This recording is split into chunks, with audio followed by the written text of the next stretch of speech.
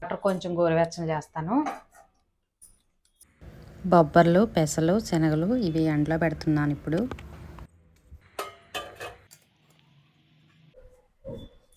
Hi అండి, good morning, welcome back to our channel.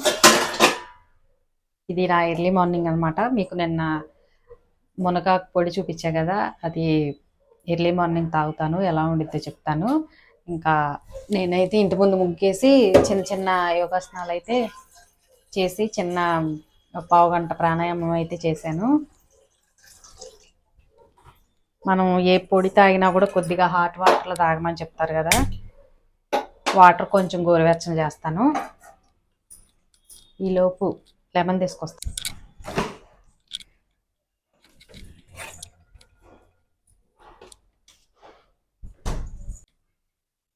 Lemon తెచ్చేలోపే వేడైపోయింది వాటర్.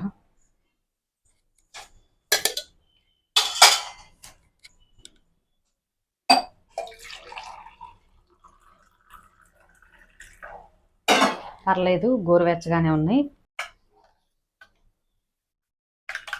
ఫస్ట్ రోజు కదా, 1/2 టీ స్పూన్ వేసాను. కొన్ని పౌడర్స్ వాటర్లో కరిగిపోవు. గోధుమ గడ్డి పౌడరు, ఖర్జూర పౌడరు ఇవి వాటర్లో భలే కలిసిపోతాయి. నేను ఆశ్రమంలో తీసుకొచ్చా కదా, అది గోధుమ గడ్డి పౌడరు, అది అయిపోయిందండి. లెమన్ కూడా పిండేసాను. ఇప్పుడు కొంచెం హనీ వేస్తాను. పౌడర్ వేసిన తర్వాత ఇలా ఉంది వాటర్, చూడండి. ఈ హనీ కూడా నేను ఆశ్రమంలో తీసుకొచ్చాను, మత్తిన సత్యనారాయణ రాజు ఆశ్రమం. గ్లాస్ ఇది. నేను ఆశ్రమానికి వెళ్ళినప్పుడు షార్ట్ పోస్ట్ చేశాను కదా, ఎంత వైరల్ అయిందో అసలు. మంచి ఫుడ్ పెడితే బ్యాడ్ కామెంట్స్ వస్తాయి. అదే 1 స్పూన్ వేస్తున్నాను. చికెనో మటనో బిర్యానీ తింటే ఓకే, బాగుంటుంది అది.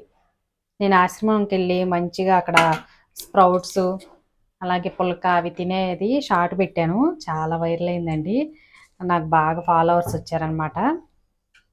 కానీ చాలామంది అక్కడికి వెళ్ళి తింటాం ఎందుకు, ఇంట్లోనే చేసుకోవచ్చుగా అది ఇది అనేసి చాలామంది అన్నారు. కలిసిపోయిందండి వాటర్లో.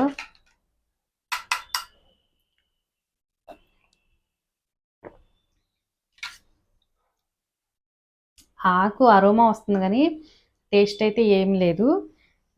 టేస్ట్ ఎలా ఉందంటే, మామూలుగా మనం నిమ్మకాయను హనీ వేసుకుని వాటర్ తాగుతాం కదా, గోరువెచ్చని వాటర్ ఎర్లీ మార్నింగ్, అలానే ఉంది. అరోమా మాత్రం కొంచెం మనం ఏదో ఆకుపొడి తాగుతున్నాం.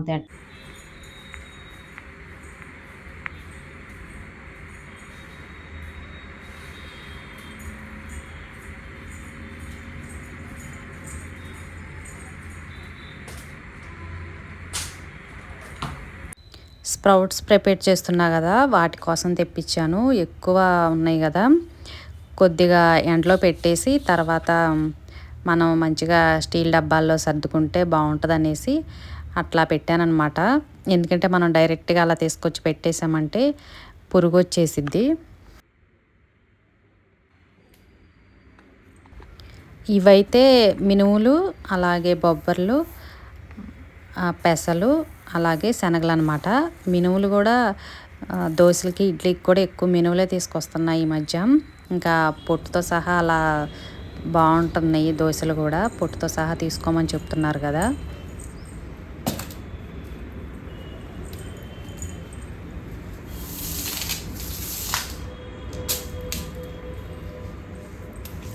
ఇక్కడ మాకు ఎర్లీ మార్నింగ్ ఎండ వచ్చిద్దండి. ఇటు తూర్పు ఫేస్ కదా, ఇప్పుడిప్పుడే ఎండ స్టార్ట్ అవుతుంది. ఎర్లీ మార్నింగ్ అని చెప్పా కదా, ఇంకా మధ్యాహ్నం 2 వరకు ఎండ బాగా వచ్చింది. అందుకోసం ఇటువైపు పెడతాను అనమాట. ఇప్పుడే ఎండ స్టార్ట్ అవుతుంది. మరీ డాబా మీద పెట్టేసినా మాకు ఎక్కువ పక్షులు వస్తూ ఉంటాయి, పాడు చేస్తాయి అన్నమాట. తిన్నా పర్లేదులే కానీ కాలు పెట్టి అటు ఇటు అనేసి పాడు చేస్తాయి, ఎక్కువ గింజలు వేస్ట్ అయిపోతూ ఉంటాయి. అలా కొద్దిగా ఒక 2 రోజులు అలా పెట్టేసామంటే తర్వాత సర్దుకోవచ్చు అనేసి అట్లా ఎండలో పెట్టేశాను. నిన్న వీడియోలో మీకు చూపించా కదా, పెసలు అలాగే బొబ్బర్లు ఈక్వల్గా తీసుకున్నాననేసి విడివిడిగా నానబెట్టాను. అంటే స్ప్రౌట్స్కి ఎలా చేస్తానో చూపిస్తున్నాను, చాలామంది అడుగుతున్నారు. అలాగే స్ప్రౌట్స్ చేసే బాక్స్ కూడా ఎక్కడ ఆన్లైన్లో తీసుకున్నారు లింక్ ఇవ్వమని కూడా అడిగారండి షార్ట్స్లో. కాకపోతే ఇవి నేను లోకల్లో తీసుకున్నవే, షాప్స్ మనకి ఉంటాయి కదా స్టీల్వి అన్నీ ఉంటాయి కదా అక్కడే తీసుకున్నాను. ఇంకా నేనైతే మా ఇంట్లో 3-4 బాక్సులు అయితే ఉన్నాయండి. ఎందుకంటే ఒక్కొక్కసారి పెసలు బొబ్బర్లు విడివిడిగా ఉంచిన తర్వాత ఉలవలు కూడా ఒక్కో రోజు, అలాగే శనగలు కూడా మీకు చూపిస్తా కదా, ఇంకా అన్నీ ఒక బాక్స్లో అంటే పట్టవు కాబట్టి దేనికి దానికి సపరేట్గా వేస్తాను. ఈరోజు మాత్రం పెసలు అలాగే బొబ్బర్లు ఈక్వల్గా తీసుకున్నాను. ఇంకొంచెం పెద్ద బాక్స్ ఒకటి తక్కువగా అనిపించినాయి కదా, కానీ ఈక్వల్గా తీసుకున్నాను అనమాట. ఇంకా అట్లా ఒక 5 నిమిషాలు అట్లా క్లాత్ మీద పెట్టేస్తే మనకి స్ప్రౌట్స్ బాగా వస్తాయి. డైరెక్ట్గా వాటర్లో కడిగేసి అట్లా వేసేసామంటే వాటర్గా ఉండి మొలకలు రావు, మళ్ళా గింజలు కూడా బూజు వచ్చిద్ది అనమాట. చాలామంది క్లాత్లో ప్రిపేర్ చేస్తారు, నాకైతే క్లాత్లో వేయటం రాదు. దీంట్లో అయితే అలా పెట్టేసామంటే మనకు శ్రమ లేకుండా స్ప్రౌట్స్ బాగా వస్తాయి. మీరు చాలా వీడియోస్లో, షార్ట్స్లో, లాంగ్ వీడియోస్లో చూసే ఉంటారు ఎంత బారుగా వస్తాయో మొలకలు. ఎక్కడ తేమ అనేది కానీ బూజు అనేది కానీ ఏమీ రాదు, చాలా పొడి పొడిలాడుతూ బాగుంటాయి అన్నమాట. మీరు స్ప్రౌట్స్ ప్రిపేర్ చేసుకొని తినాలనుకునే వాళ్ళు ఇట్లా బాక్స్లో వేయడానికి ట్రై చేయండి. ఒకవేళ బాక్స్ అందుబాటులో లేకుండా మీకు వచ్చు క్లాత్లో అంటే క్లాత్లో అయినా చేసేసుకోవచ్చు. బాక్స్లో వేసేసి మనకి గాలి ఆడని కబోర్డ్ ఉండిద్ది కదా, వాటిలో పెట్టేస్తే కొంచెం వెచ్చదనం అనేది ఉండాలి కాబట్టి అప్పుడే వస్తాయి. మరి అట్లా మనం కిచెన్లో ప్లెయిన్గా బండ మీద అలా పెట్టేసామంటే అంత బాగా రావండి. కొంచెం వెచ్చగా ఉండాలి, మనకి భూమిలో గింజేస్తే ఎలా వస్తుంది అట్లా రావాలంటే కబోర్డ్స్లో పెట్టేయాలి. నేనైతే స్ప్రౌట్స్ కోసం కావాలని మనకి హాల్లో మీకు చాలా చూపించే కదా కబోర్డ్స్ ఉన్నాయి కదా, వాటిలో ఒక చిన్న కబోర్డ్ అయితే దాంట్లో ఏ సామాను పెట్టను అనమాట. ఇంకా ఈ 2 బాక్సులు తీసుకెళ్ళి దాంట్లో పెట్టేస్తాను. రేపు మార్నింగ్ కల్లా బాగా వస్తాయండి స్ప్రౌట్స్. మనం ఒకరోజు ముందు రోజు నానబెట్టాలి. నిన్న నానబెట్టేసామంటే ఈరోజు బాక్స్కి వేయాలి. అలాగే రేపు తినటానికి వస్తాయి అన్నమాట. మొత్తం 2 డేస్ ప్రాసెస్ అయితే ఉండిద్ది. స్ప్రౌట్స్ తినాలనుకుంటే హెల్తీ కాబట్టి కొంచెం కష్టపడి ఓపికగా అన్నీ చేసుకోవాలి. మనం ఇడ్లీ దోశలు వేసేసుకున్నట్టు అంత సింపుల్గా చేయాలంటే కుదరదు.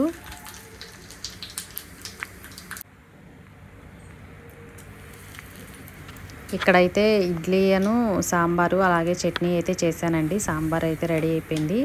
తాలింపు అయితే వేస్తున్నా. తాలింపులో జీలకర్ర ఆవాలు అలాగే కరివేపాకు కొంచెం ఇంగువ ఎండుమిర్చి వేశాను.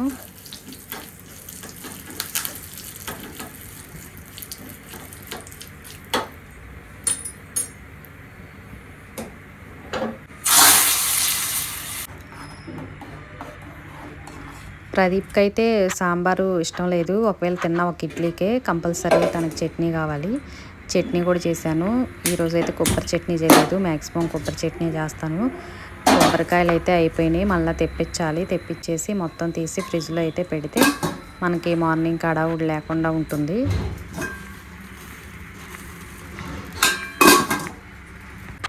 అంతేనండి వీడియో నచ్చితే లైక్ చేసి మన ఛానల్ని కొత్తగా చూస్తుంటే సబ్స్క్రైబ్ చేసి కామెంట్ చేయండి.